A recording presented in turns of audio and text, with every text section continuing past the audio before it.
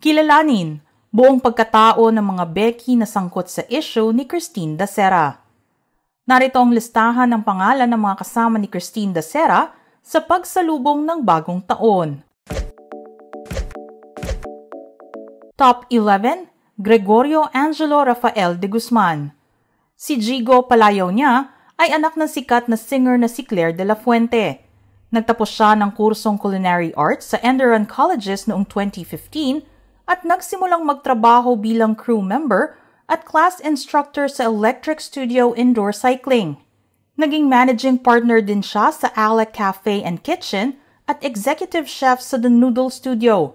Setyembre 2019 nang siya ay magtrabaho sa Rice Nation Manila bilang part-time instructor. Ayon sa kanya, hindi niya personal na kilala si Christine. Nagkita lamang sila noong mismong araw na sasalubungin nila ang bagong taon.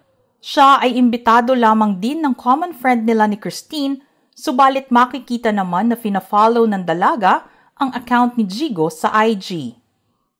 Top 10, Louie de Lima. Si Louie ay isa rin sa mga malalapit na kaibigan ni Christine. Nag-aral si Louie sa Ateneo de Davao University ayon sa kanyang social media profile. Batay sa IG story highlights ng dalaga, makikitang kasama nito sa ilang litrato si Louie kung kanyang tawagin dahil kasamahan niya ito sa trabaho. Makikita naman ang litrato nilang dalawa kasama pa ang ibang kaibigan sa parehong hotel noong November 6, 2020 at magkakasama silang umattend ng birthday party ng isa pa nilang kaibigan noon. Ngayon naman, deactivated na ang IG account ni Louie. Ang Facebook naman nito ay masasearch pa noon, subalit tila hindi na mahanap ngayon. Pinili na lamang niya sigurong gawin ito para matahimik na rin ang kanyang pribadong buhay. Ginawa niya ito upang protektahan din ang mahal nito sa buhay at ang hindi na sila masali pa sa gulo. Top 9, Clark Jezreel Rapinan. Si Clark ay isa sa matalik na kaibigan ni Dacera na umalalay sa kanya noong siya ay nagpa-party sa isang hotel. Nagtapos siya ng kursong Bachelor of Science in Nursing sa Adventist University of the Philippines. Ayon sa kanyang social media page, siya ngayon ay nagtatrabaho sa isang kilalang insurance company. Kasama niya ang iba pa nilang kaibigan ni Tin nang magdesisyon silang salubungin ang bagong taon na sila-sila lamang. Ayon kay Clark, isa rin siya sa mga nag-alaga kay Christine noong araw na iyon. Hinikayat din niya si Tin na tulungan ng sarili habang ito ay nakakaranas ng epekto ng mga iniinom nila. Top 8, Ray Engles. Si Ray Mabini Engles ay dating isang flight attendant ng Cebu Pacific. Tubong Cebu si Ray at isang malapit na kaibigan ni Christine. Nagtrabaho rin siya sa Radisson Hotel at sa Marriott. Ayon sa kanyang social media profile, siya ay nag-aral ng Bachelor of Science in Management Accounting sa University of San Carlos. Siya rin ay kumuha ng Master of Business Administration o MBA in Finance sa University of Cebu. Siya rin ang photographer ng litrato ni Tin kung saan makikitang kasama nito ang aktor na si Daniel Matsunaga. 8 weeks ago, ayon sa IG story highlights ni Christine, magkakasama sila at iba pang kaibigan sa isang hotel kung saan din nila sinalubong ang bagong taon. Sinabi naman ito sa kanyang personal Facebook account na lalabas din ang katotohanan at ipagdasal na lamang ang kanyang kaibigan. Nanindigan naman ito na hindi magde-deactivate ng social media kahit pa i-bash siya ng mga tao. Top 7, Mark Anthony Rosales. Si Mark Anthony Santo Domingo Rosales ay isang kilalang celebrity hairstylist na nakatar ng Marked Salon na isa sa mga sponsors ng Miss Universe Philippines 2020. May posibilidad na matagal na rin silang magkakilala ni Christine dahil sumali rin sa beauty pageants ang flight attendant at fina-follow ng dalaga ang hairstylist sa IG. Sa social media page ng pagmamay-ari nitong salon, makikita lamang ang mga promotions ng kanyang business sa mga post nito. Ang kaisa-isang video naman nito ay nagpapakita ng pagpapakilala nito sa publiko ng pinakabagong hairbrush. Samantala, wala pang balita tungkol sa kanyang kinaroroonan. Top 6, Jamir Cunanan. Si Jamir ay isa ring flight attendant at kaibigan ni Christine Nakasama nito nang salubungin nila ang bagong taon sa isang hotel.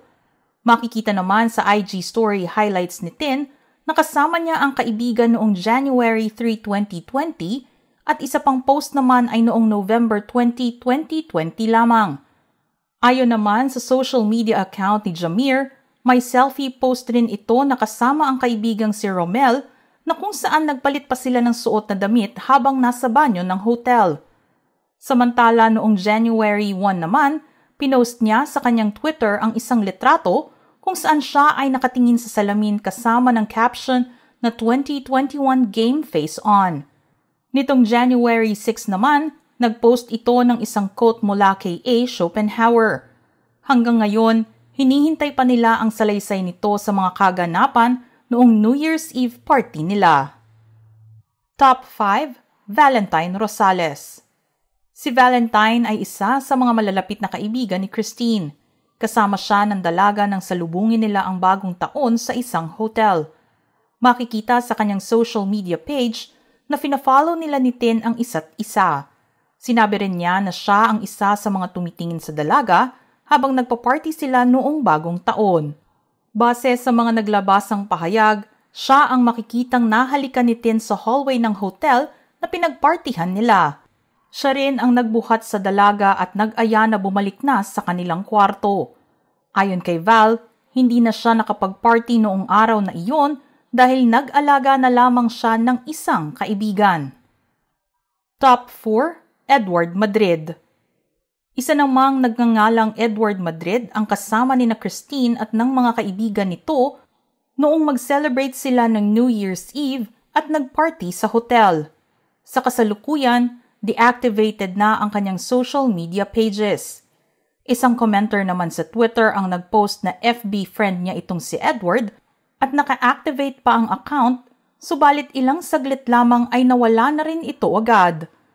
Ngunit sa screenshot na nakuha ng mga netizens, makikita ang impormasyon tungkol sa kanya.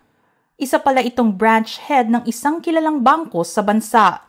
Wala naman ng iba pang detalye sa pagkakakilanlan ni Edward dahil ang kanyang Instagram ay naka-private na rin. Top 3. John Paul Halili. Si John Paul ay nag-aral sa Dominican College ng kursong Hotel and Restaurant Management. Noong December 2015 hanggang January 2017, nagtrabaho siya sa City Garden Grand Hotel at doon ay naging front office supervisor at duty manager naman hanggang January 2019. Senior duty manager naman siya hanggang August 2019 sa nasabing hotel. Matapos iyon, nakapasok naman siya bilang flight attendant sa Cebu Pacific. Isa siya sa malapit na kaibigan ni Christine na sinalubong ang bagong taon sa hotel kung saan ito noon nagtatrabaho. Sa kani-kanilang mga social media, makikita na nakafollow rin sila sa isa't isa. Subalit ang IG account naman ni John Paul ay naka-private na rin ngayon. Top 2. John Reyes de la Serna III. Si John ay isa rin sa mga malalapit na kaibigan ni Christine na kasama sa New Year's Eve party noong nakaraang December 31, 2020. Ayon sa kanyang social media profile, nag-aral ito sa Paho National High School sa Lapu-Lapu City. Ito naman ay nagtapos ng kolehiyo sa University of Cebu, Lapu-Lapu and Mandaue campus. Ang IG account naman nito ay hindi naka-private, subalit makikitang ang unang post nito ay noong December 1, 2020 lamang. Sinasabi rin niyang mahilig siyang mag-alaga ng mga aso at mahilig din itong magpunta sa beach. Makikita naman sa social media page nito ang isang vlog na kuha ng kaibigan kung saan ipinapakita na hawak-hawak nito ang bag ni Christine, kalakip ang mensaheng miss na niya ang kaibigan. Top 1. Romel Daluro Galido. Si Romel naman ang matalik na kaibigan ni Christine, nakasamahan din niya sa trabaho bilang isang flight attendant. Siya ay orihinal na tiga-Pandan Antique, ngunit lumipat ito sa Iloilo City kung saan siya nag-aral sa San Jose Catholic School at University of San Agustin. Noong kolehiyo ito, nag-enroll siya sa Iloilo Doctors College sa Molo, Iloilo City.